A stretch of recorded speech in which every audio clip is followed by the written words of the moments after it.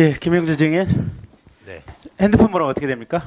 010-3714-3288입니다. 언제부터 쓰셨습니까?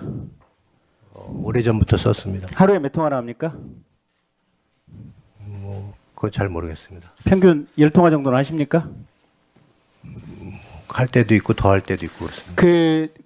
오늘 마치시고 통신사는 어디입니까? SK입니까? KT입니까? LG입니까? KT입니다. KT 가면 통화 내역 조회를 뽑아달라고 하면 뽑아주는데요. 네. 그 통화 내역 조회를 신청을 하면서 통화 위치 기지국까지 같이 뽑아달라고 하면 같이 인쇄를 해줍니다. 네, 알겠습니다. 그게 1년치까지 역산으로 가능하거든요. 네.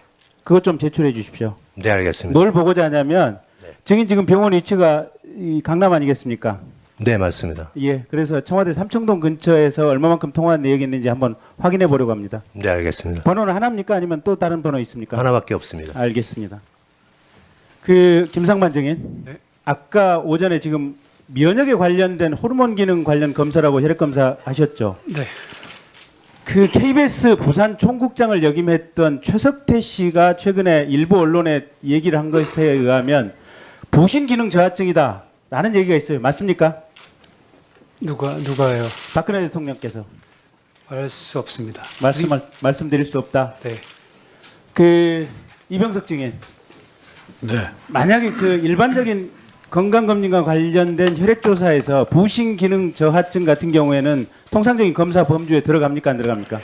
일반적인 검사에는 저희들이 시행을 하지는 않고 있어요. 그러면 2013년도 7, 8월경에 증인 세브란스 병원에서 하셨던 검사에는 그게 안 들어갔을 거네요? 아마도 그렇게 생각합니다. 그러면 이제 여기서부터는 가정법입니다. 확인된 팩트가 아니니까.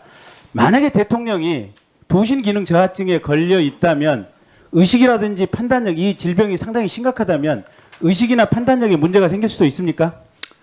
정도에 따라서는 그럴 수도 있겠지만 부신피질이라는 기능은 나이가 듦에 따라서 조금씩은 저하는 그런 경향을 보이고 있기 때문에 그리고 부신피질 호르몬을 측정한다는 것이 변화가 상당히 많습니다. 가능성은 있지만 확률상으로 크진 않다. 그렇게 생각합니다. 알겠습니다. 서병석 증인, 서창석 증인. 지금 증인께서 재직 중에 지금 태반 주사가 대략 2015년 4월, 11월, 12월 세 차례에 걸쳐서 150개 정도가 구입이 됐다 그러고 아까 신보라 지금 간호장교 얘기에 따르면 태반 주사는 지금 대통령이 있었다고 하는데 대체로 보면 대통령이 3일에 한 번 정도 태반 주사를 맞는 것으로 지금 통계가 잡히는데 어떻습니까?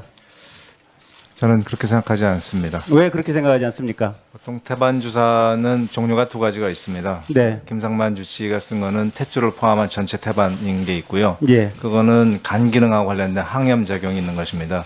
그리고 그 태반의 일부만 가지고 하는 거는 갱년기 장애를 치료하는 두 종류가 있는데 김상만 원장이 쓴 거는 전체를 가지고 쓰기 때문에 청와대에서 들어와 있는 그 태반 주사는 갱년기 치료제용이기 때문에 제가 그러니까 어쨌든 청와대에 들어와 있는 태반 주사의 수치를 가지고 역추산을 해보면 대통령께서 3일에 한 번 정도 지금 태반 주사를 맞은 것으로 지금 추산이 되거든요. 그건 맞습니까? 저는 그렇게 생각하지 않고요. 청와대에 들어와 있는 태반 주사의 이름하고 일단 김상만 원장이 쓴 태반 주사하고 다릅니다. 아니 청와대에 들어와 있는 거 가지고 통계를 내보자는 얘기입니다. 예, 왜 엉뚱한 소리를 하십니까? 저는 태반 주사 그런 거는 본 적이 없고요. 본 적이 없다. 네네. 여기 화면 한번 봐주십시오. 지금 송영길 시장이 얘기한 부분 한번 좀 띄워주십시오. 지금 우리가 대통령의 신체나 정신 건강 상태와 국정 운영에 대해서 깊은 관심을 가져야 될 이유가 있습니다.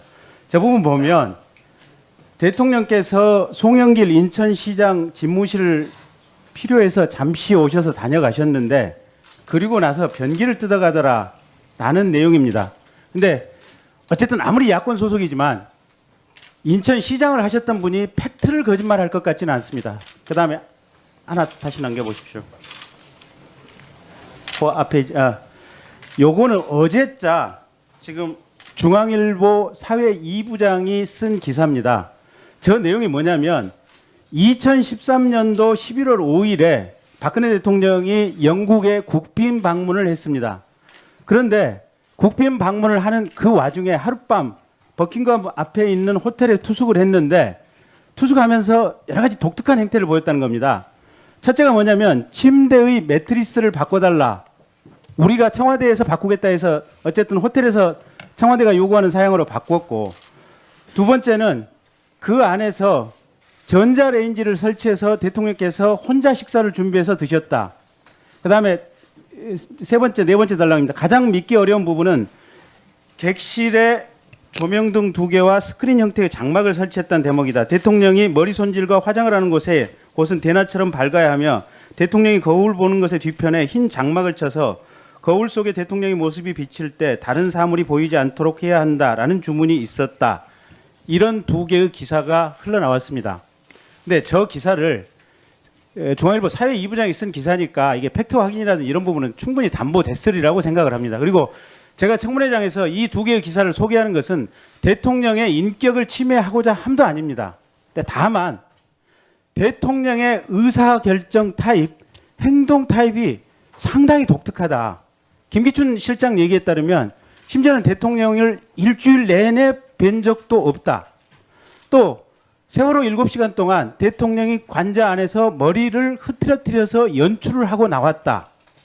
이런 내용들을 보면 대통령의 정신 상태에 대해서 청와대 주치의들이 뭔가 검진이라든지 이 부분에 대한 평가 시스템이 있어야 될 것 같은데, 자, 이병석 증인, 그런 부분에 대해서 관심을 가지고 지켜보신 부분이 있습니까? 제가 배웠을 때는 뭐 어떤 정신건강의학적 측면에서 봤을 때 저는 뭐 거기 전문 지식을 갖고 있지는 않지만 제가 배웠을 때는 일반 정상인과 그렇게 크게 다르다는 걸 못 느꼈습니다. 그러면 저렇게 변기를 뜯고 가자마자 하룻밤 주무시는데 침대 매트리스를 바꾸고 저런 독특한 행상, 총상인의 정신 상태와 봐서 이게 별 문제가 없다는 판단이십니까?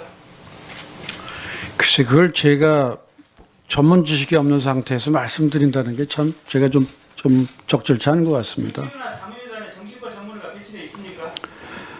정신의학과 교수는 없었습니다. 그렇습니까? 네. 그러면 저 부분에 주목을 해서 본 의사는 아무도 없었습니까? 아마도 없었을 것입니다. 서창석 교수님께 한번 똑같은 질문 여쭤보겠습니다. 답변해 주세요. 네, 뭐 제가 저기에는 따라가지 않아서 알 수는 없지만 저도 뭐 제가 대답하는 게 적절치 않다고 생각을 하고 있습니다. 다만 일반적인 대화에 있어서는 크게 정신적인 그런 뭐 문제가 있다는 건 느끼지는 못했습니다.